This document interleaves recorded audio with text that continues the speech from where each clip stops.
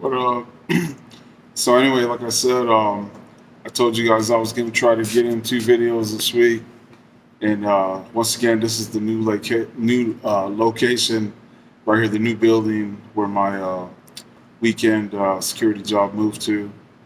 So, anyways, glad you guys are still with me.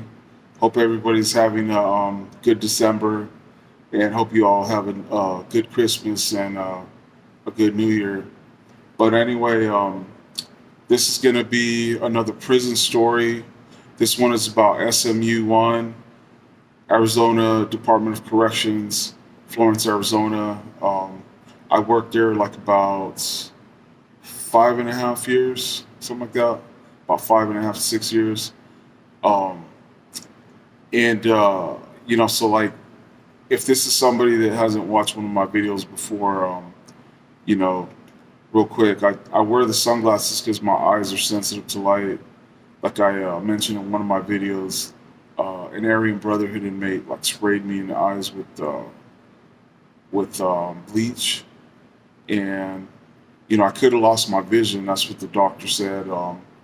We wear well, I don't know if they still do, but we used to wear protective goggles in the pods in at SMU because of the inmates like spraying like stuff like bodily fluids, shit like that. But anyway, so this story is going to be about this CO that worked there that caused a lot of trouble, and he ended up eventually getting fired. But before he did, man, this dude, he almost caused a riot. He fucking he caused a bunch of inmates to turn on me and like wanted to get me, for like maybe about half a day until luckily I explained to them that I wasn't the one that said what they thought I had said. So anyway, what happened was the first thing that happened with this idiot was like one day. So we're getting ready to feed the inmates, like if you don't know, like in a any kind of lockdown unit, you have to feed the inmates, like because obviously they don't come out, they don't go to a chow hall or anything like that. So we had these big ass metal carts that they would get pushed down to the unit, and usually by a CO, and then we would have to go grab it and wheel it into the horseshoe, like that surrounds the control tower that's on the second floor. So we would push it in, and then we would grab like these metal trays, or these metal like racks actually that carried the trays on them. We would haul those into the pod, right, to feed the inmates, right. So anyways, it was me and this other white CO that was pretty cool. He was an OG. He'd worked there a long time, and I think at the time I had maybe been there like, I was still kind of new myself. I think I had only been there like maybe about, I don't know, 6 or 7 months. And so they sent this fucking rookie CO.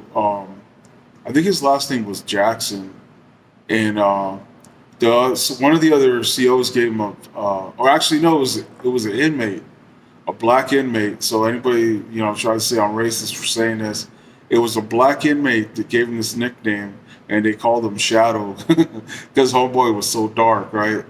And he was kind of tall and skinny, super dark, and then he had like a Jerry curl, like an old school Jerry curl, But he would always wear a baseball cap, DLC baseball cap. But anyway, like all that don't mean shit. Like I don't judge nobody on appearance or race, obviously, right?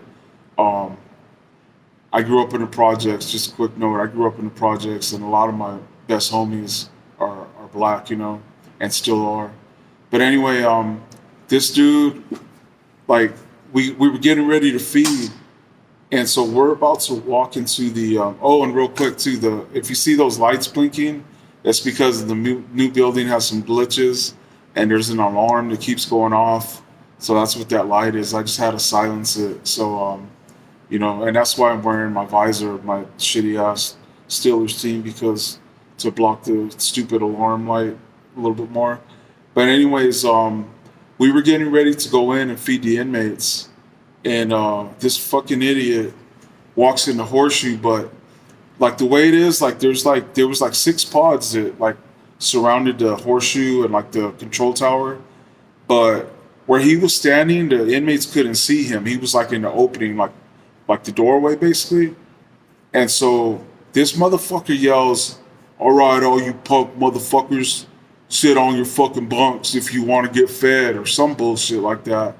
And me and the other CO look at him and we're like, "What the fuck? What the fuck's wrong with you, man?" We're like, "Dude, shut the fuck up." As soon as he said that, like within seconds, the whole fucking unit starts like going off, like kicking their doors and like yelling, "That's fucking bullshit. Fuck you." Like, because that's disrespectful as fuck, you know? Like, that's one of the worst things you can call them is punks, you know? The only things worse is like maybe like a snitch or a chomo. That's probably the worst, you know, you can call them, right? So the whole unit was fucking like mad, like getting ready to go off and like start flooding and shit. And so we told them, "Dude, just get the fuck out of here, man." We told them, "We don't want your help. Just fucking get out of here." And then we called the sergeant and told him, like, "Dude, we're sending fucking Shadow Jackson fucking back somewhere else." We didn't say that on the radio. I'm exaggerating, but we said we're sending Jackson away. You know, like he just incited, you know, the whole unit with disrespectful language, you know. So we go into the first pod, like we didn't even bring any. Well, I think we brought the food in with us, but the whole pod's like fucking just pissed. And for some reason they thought I fucking said it. Maybe because I was still kind of new, you know. So they thought maybe I said it, right? Because a lot of them still didn't know me. And so luckily the CO that I was with was an OG, and his word like, went like pretty far, right? So we had to go into every pod, man, and we went up to the dude. It was like probably like the baddest dude in the unit that all the other inmates were afraid of. And he was this big, giant black inmate. His last name was Farmer. And this dude was like, I'm not lying, this dude was about 6'8" and like just a monster, like muscle bound. And supposedly he used to be like a pro boxer or something. And he had supposedly sparred like some pretty good pro heavyweights, like I think like Larry Holmes and like uh, Bone Crusher Smith or some dude. Like he named off like some of the like pros that he had sparred with, and like I mean, nobody was gonna doubt him. You know what I'm saying? This dude was so fucking big and scary looking, right? So, anyways, like we went to him and talked to him, and the dude was like, "Farmer, this man wouldn't do something like that. Like, you know, he's still kind of green. Like, yeah, he's still kind of new, but you know, he was like, Diaz is a very respectful dude, man. He wasn't the one that said it. He goes, I was standing right next to him. And, you know, obviously, he's not going to throw the new CO under the bus, but he just told him, like, you know, it was a new officer that yelled that, and we told him to get the fuck out of here. Like, we sent him away, you know. And so basically, like, after we talked to Farmer, like, everything kind of calmed down. And there was still a couple of inmates that were, like, kind of like talking a little bit shit here and there, or just fucking trying to stare me down and give me dirty looks. But it only lasted for like, you know, that day. Like after that, like they pretty much knew that it wasn't me that said it, you know. But I was so fucking mad, man, because something like that can, I mean, that could be really bad in a place like that, in a fucking supermax level 5 prison. If I didn't say that before, where everybody in there is like a fucking violent offender or a fucking killer, you know, murderers, rapists. They're all fucking hardcore prison gang members. So anyway, that was the first thing that this fucking idiot did, right? One of the next things he did is they had him on perimeter. You know, like the guys that drive around in the trucks and make sure like nobody's escaping or whatever. And this dude, he fucking one of the first things he did out there, because the reason they put him on perimeter is because nobody wanted to work with him inside because he just acted so stupid, you know.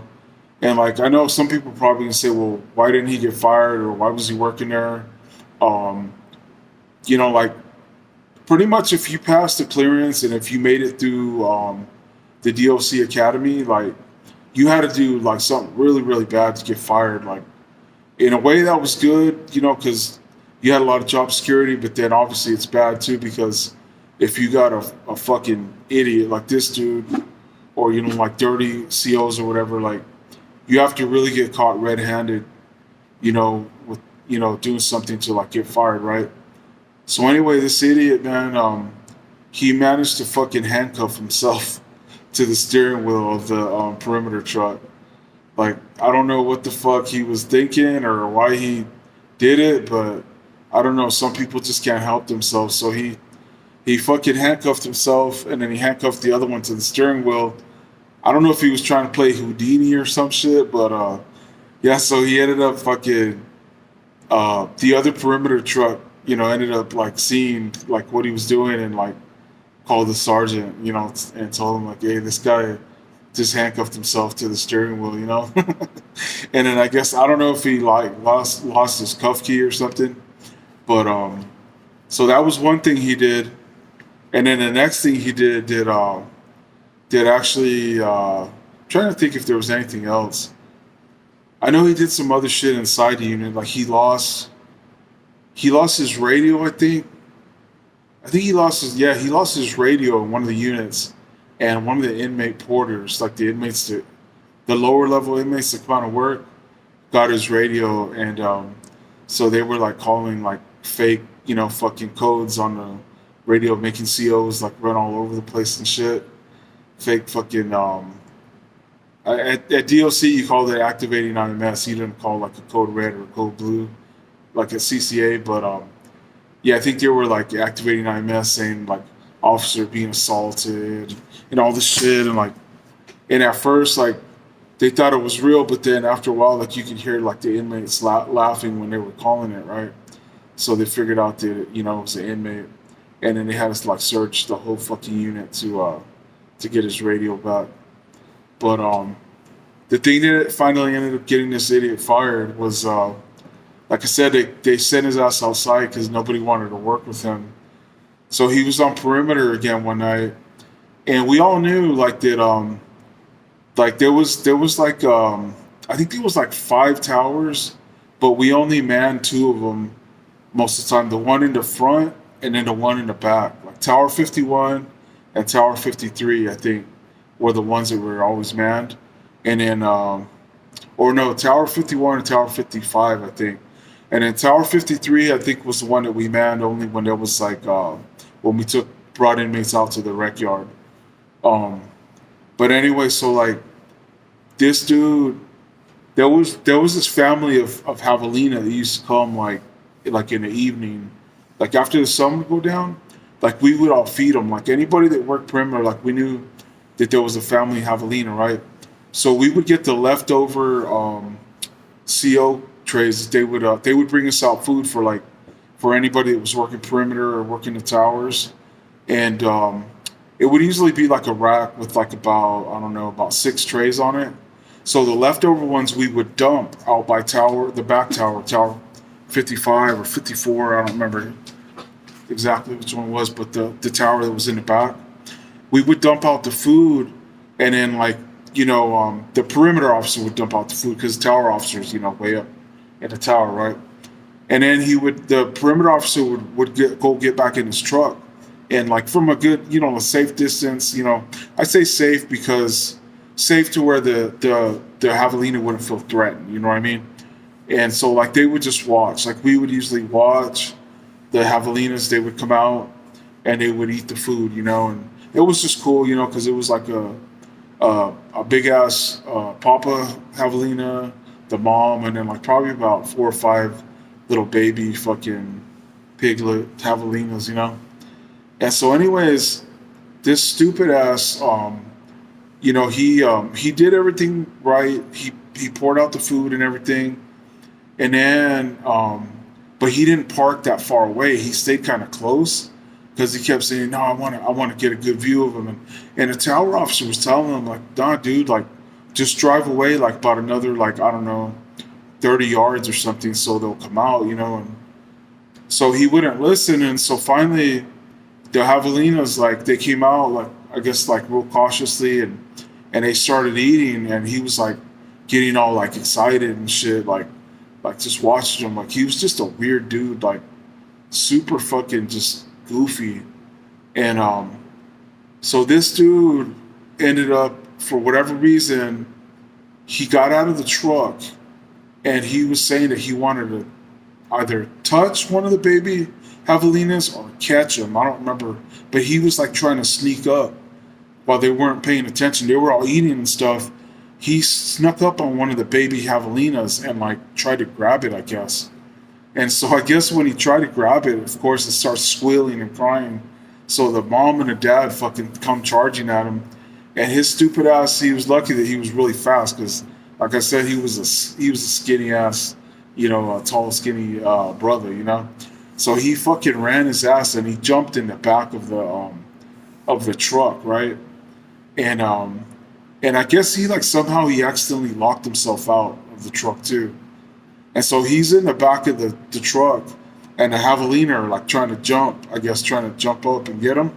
So this motherfucker gets on the radio, and he sounded all frantic. He's called main control. Main control, this is Officer Jackson, requesting permission to open fire on the javelinas. And main control's like 10-9, can you repeat your traffic? So he says it again all crazy, and then one of the sergeants gets on the radio and he's like, Officer Jackson, he's like, do not open fire on the freaking javelina. Do not open fire. So like, I guess one of the sergeants runs out there and gets in the other perimeter truck. Told him the 45 main control and pick me up. So he hauled ass over there, and so they just scared the javelina away with the other truck, and then they helped stupid ass, get back. Actually, you know what? I think what happened was the sergeant told them to hand over your weapon and get in the passenger seat, and drove his ass back to main control, and they terminated his ass right there. They told him, hit bricks, man. You're out of here, dude. They fired his goofy ass. But that's just like one example of like some of the like fucking characters that I worked with, doing corrections at Arizona DOC and at CCA. There was some goofy motherfuckers that worked there too, and I'll probably tell a couple stories about some COs that I worked with over there at CCA that were just goofy as fuck. But anyway, I hope you guys liked that story. Hope you guys got some laughs out of it. Don't forget to hit like. Don't forget to subscribe. And don't forget to comment. Till the next one, your homie Big Cisco. Peace.